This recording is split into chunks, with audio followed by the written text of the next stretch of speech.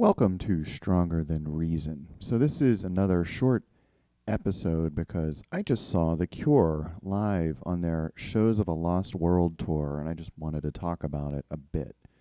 The Cure, of course, are another legendary band who've been around nearly as long as I have. They're possibly the most legendary band I've ever seen, with the possible exceptions of Rush and Nine Inch Nails. You know, the kind of band where 90% of the audience are diehards and everyone's singing along. But after all these years, The Cure are still out there on the road. They're killing it on a regular basis. And I have to confess that I've never seen them before. Although I've watched my share of Cure shows on YouTube, I never really saw them in person before. But I mostly knew what to expect from watching them online. And here's a confession. Growing up, I was not the biggest Cure fan. I mean, I didn't dislike them, but I really didn't listen to them apart from what I heard on the radio. And none of my friends were big Cure fans for whatever reason. But I can distinctly remember hearing Love Song on good old Power 92 or whatever the FM station was back in the late 80s. And of course I was aware of their cred as one of the biggest alt-rock bands in the world. I think it was 1992 when I was formally introduced to The Cure in maybe the worst possible way because a friend let me dub a copy of Mixed Up onto cassette. And why in the world I didn't start with something more sensible like Kiss Me, Kiss Me, Kiss Me or Disintegration, I have no idea. But whatever else you might say about it, Mixed Up was a best of sorts, and it had mostly lightly rehashed extended versions of their danciest stuff. It wasn't anywhere near as experimental as Nine Inch Nails' Fixed or anything like that, but yeah, so it's sort of a best of. And unfortunately, it excluded some of their truly best stuff, which I would argue isn't dancey at all. So I remained woefully Cure ignorant until I was 35 or so, and I happened to meet the guy who's now my best buddy, who got me listening to more of their stuff. And I'm not going to sit here and say that I have encyclopedic knowledge of them, like I could argue maybe I do with some of the other bands I've talked about, at least enough knowledge about them to bore other people to tears. But this might be the only Cure episode I ever do, because I just don't have that kind of depth of knowledge to be able to talk about them at length. But I have, done some homework. I watched In Orange and some of the earlier shows online, and of course watched a bunch of the modern ones that are all multiple hours long. And, I read Lowell Tolhurst's memoir, which was pretty interesting. But yeah, I wouldn't call myself a Cure expert or aficionado by any stretch of the imagination. It's an embarrassing gaping hole in my musical experience, but one that I hopefully filled a bit by going to this show the other day. So speaking of, let's talk about it. So that very same best buddy picked us up some really good tickets. So cheers to T-Bone for a job well done.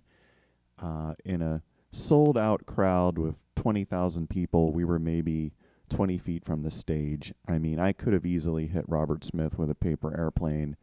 And in fact, someone nearby was getting into a paper airplane war with keyboardist Roger O'Donnell. I frankly couldn't believe we had such great tickets for such a reasonable price. And all of that is due to Robert Smith's conviction to give the fans an affordable experience. That and my buddy's quickness with the submit button. So that was also good. The good tickets, I understand, sold out lickety-split. I had never been to this particular venue before, but I was pleasantly surprised. It was essentially a big park in the middle of the city with lots of big trees around. It was kind of outdoors, but we were under a roof.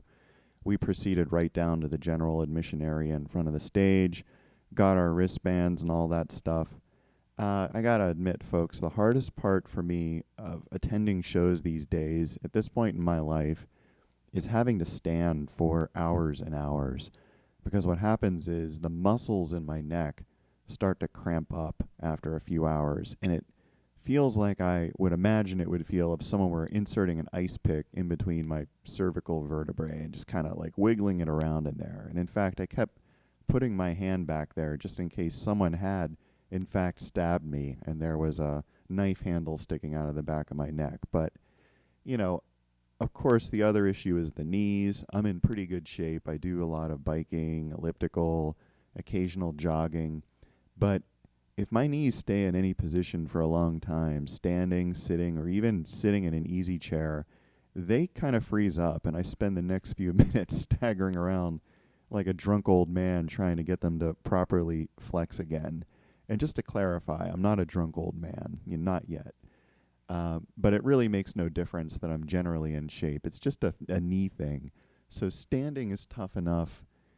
With an ordinary show where you have an opener playing for 40 minutes and a 20-minute break, and then the headliner comes out for 90 minutes, that's what, two plus hours of standing. But this is The Cure, and with The Cure, you get your money's worth and then some. So they played nearly 30 songs over about 3 hours. The other issue with this particular show was the heat. It was mid-80s out, really humid. People were really well packed in there where we were.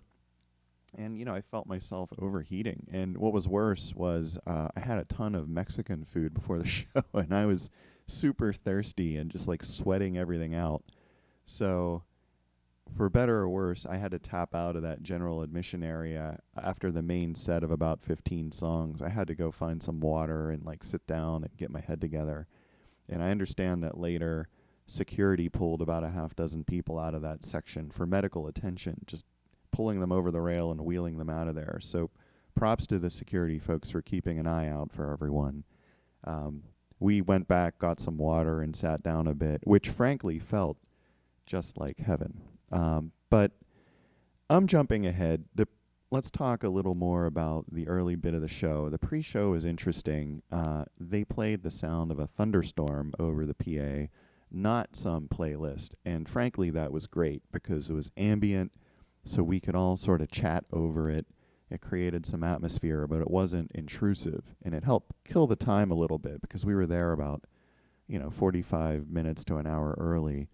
So I wish more bands did this, but I think most feel the need to inflict their eclectic musical consumption tastes on the crowd, making everyone stand there listening to Falco or Einstürzende Neubauten or whatever, at a volume just loud enough to make conversation impossible, but quiet enough not to need earplugs. But anyway, half an hour before sunset, the opening band trooped out, and this, as you may know, was the Twilight Sad, 5 guys from Scotland.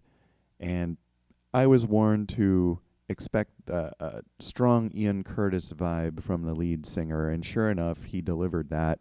He was this fresh-faced kid with a schoolboy haircut who made a lot of jerky hand movements, kind of like he was conducting an invisible orchestra, and he also kind of did the thing where he rolls his eyes back into his head and staggers around just before the big breaks.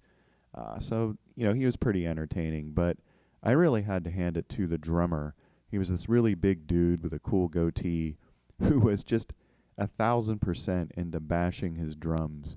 He was sitting back there just grimacing and yelling as if his life depended on it, and he was really entertaining. These 2 dudes were a very stark contrast to the other 3 guys in the band who mostly stood in one place and kind of looked like they were thinking hard about where to grab a pint after the show. But regardless, they were pretty good. They played 8 songs, which were enough for us to get into it, but not too many to overstay their welcome. Then The Cure came out, and there was a brief pause right around sunset to set up for The Cure. Anticipation was building, and this crowd, like any Cure crowd, was full of devotees. So band members started peeking out of the wings, and the crowd would go nuts. And just before sunset, Jason Cooper started things off by climbing up to his drum riser, followed by the rest of the band. And Robert Smith walked out backward. There was this huge roar when he turned around, and the first song was Alone, which will be off the new album if it ever comes out. And it's just the perfect opener because it builds and builds, which gave Robert time to cross the stage and greet each section of the crowd to general uproars. Folks started throwing him gifts, T-shirts, plushies, flowers, all of which he accepted with good grace and stacked by the drum kit.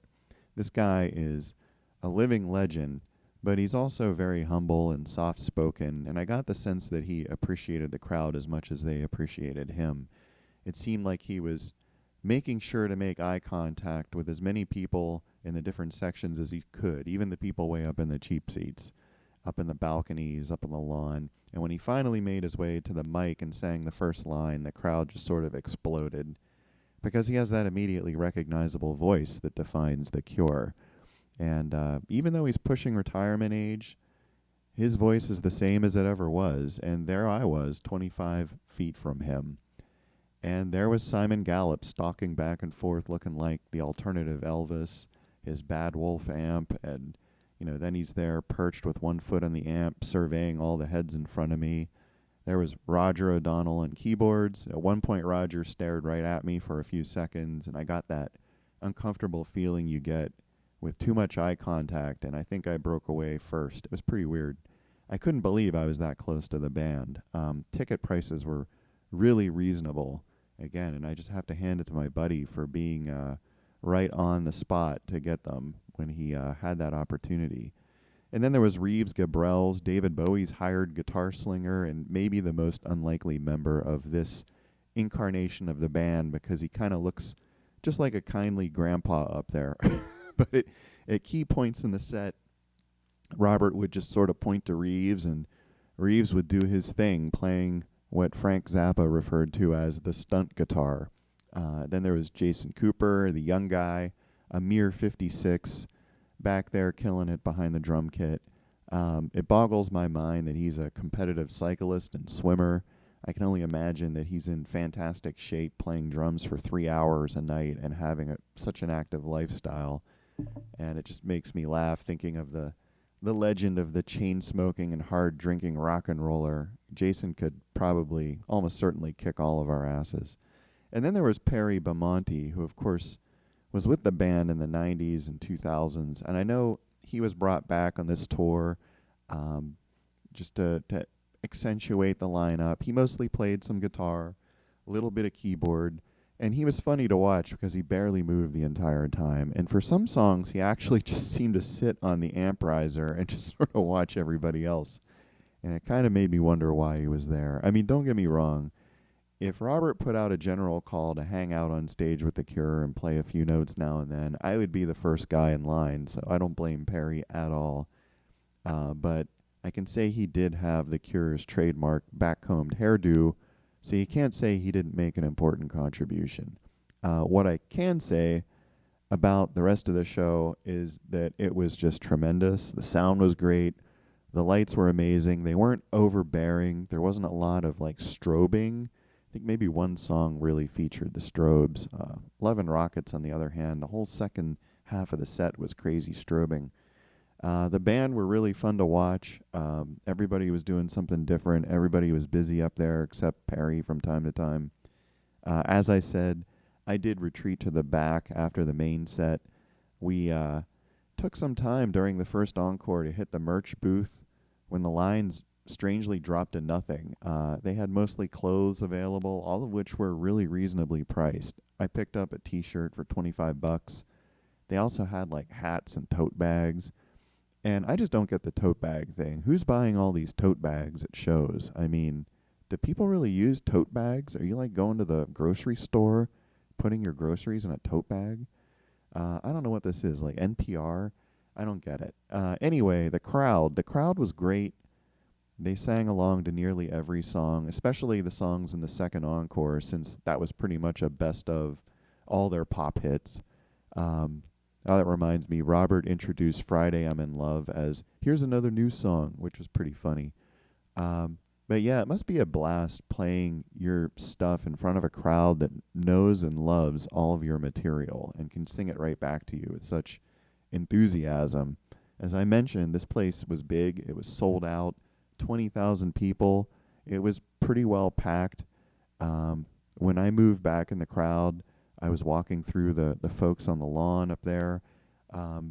There were just tons of people laying out on blankets and chilling out, listening to the music, which was quite a different experience from the more traditional kind of concert experience that we were having down lower. But everybody was enjoying it, it seemed. The other thing I noticed was how there were just all kinds of people in the crowd. I mean, all walks of life, all colors, shapes, ages, and styles. There were a lot of young people there, way more than there were at some of the other shows I've been to lately. There were parents with little kids, a bunch of older people, of course. I saw plenty of folks rocking vintage T-shirts that were pretty cool. Of course, plenty of people who were decked out in their goth best. I saw like one 8-year-old girl in a full ballroom gown, which was pretty funny. Everybody was getting into it. You know, it was a big event. One of the concert staff who directed us to our spot down front had some pretty alarming eye makeup, which was awesome to see. You know, everybody was doing their thing. Because I don't think this is a band that a lot of people are lukewarm about. If you're a Cure fan, you're like in it to win it. You love this band, and clearly the band loves their fans. I mean, Robert Smith famously battled Ticketmaster earlier in the year and succeeded in making them repay fans for these extra fees that they tack on. You know, it was on the freaking, front page of the news that he was doing this kind of stuff. So it's great that he could be in this position and use his leverage as a legend on behalf of his fans and not just try to, hoover up more money. This is a guy who I think is not in it to make more money. He doesn't need more money, and he knows that. It's about sharing his art and, making people happy with this thing that he created. And as I said, the merch was inexpensive too, and I wouldn't doubt that they made even more than bands do who charge $40 for a shirt. Who's not going to buy a tour shirt for $25? Everyone's going to buy one. The only other thing I'll say about the crowd is that I saw folks streaming out during the second to last song, which was Just Like Heaven. And man, I got all judgy. If you're going to walk out of a Cure show, you are insane to walk out during that song. That's the song that like 99% of the people are there for, right? I'd argue it's one of the top 3 pop songs ever recorded. It's just perfect in every way. And people were leaving. And then the Cure finished with Boys Don't Cry, of course. And by then, folks were just pouring out. But I have to say I wasn't nearly as judgy when I found us sitting in the car having moved a total of 10 inches in about an hour. So maybe those folks leaving early had a point and just knew something I didn't know. But eventually we did get out of there, and I did make it home in one piece, and I did manage to drag my ass to work the next day on 4 hours of sleep. These shows, by the way, are definitely not helping my beauty sleep much. Not that, that matters at my age. But all in all, it was a very fun adventure. It was amazing to finally see The Cure live and to be so close to the band. I mean, normally when I go see shows of this magnitude, we're way, way, way up in the nosebleed section. So to be right there in front of them was pretty nuts. It was pretty awesome. That was an experience I just never had before in my life. And I was grateful to my buddy for getting those kinds of tickets and making that happen. I was close enough to see what chords they were playing. I could sort of make out what everybody was doing. And I can almost imagine a wall around the back of the general admission area. And that's the experience, I would have had there as if I had seen them in a very tiny club. If I just ignored, the 19,000 people behind me. But really, it was probably a once-in-a-lifetime experience. And, props to my buddy for setting it up and his wife, and props to my beautiful wife for making it so much fun. We had some fun getting into town, too, and exploring around a bit before the show. There were, Cure fans everywhere. We found ourselves in a strange situation getting food and just had some laughs about it. We have a good time. So, yeah, check out The Cure if you can. Again, these guys, they're pushing retirement age. Kind of makes you wonder how much longer they'll do it. But Robert did sign off at the end of the night by saying, "See you all next time." And I guess he imagines at least that he'll be back on the road again in the near future. Hopefully we'll see the new album soon, too. Seems like it might actually happen now that they're playing the new songs live. So, yeah, that's it. Just a brief episode to cover this experience. I have been putting some thought into the next regular episode. Coincidentally, some things just happened to me personally that have made it harder to put that episode together. So I'm working through all that stuff now. regardless, amidst other things, I hope to have it out again sometime soon. So please stay tuned. But for now, this is Stronger Than Reason signing off. Please leave a comment on the YouTube channel and consider taking us with you by subbing to the podcast. And until next time, stay strong.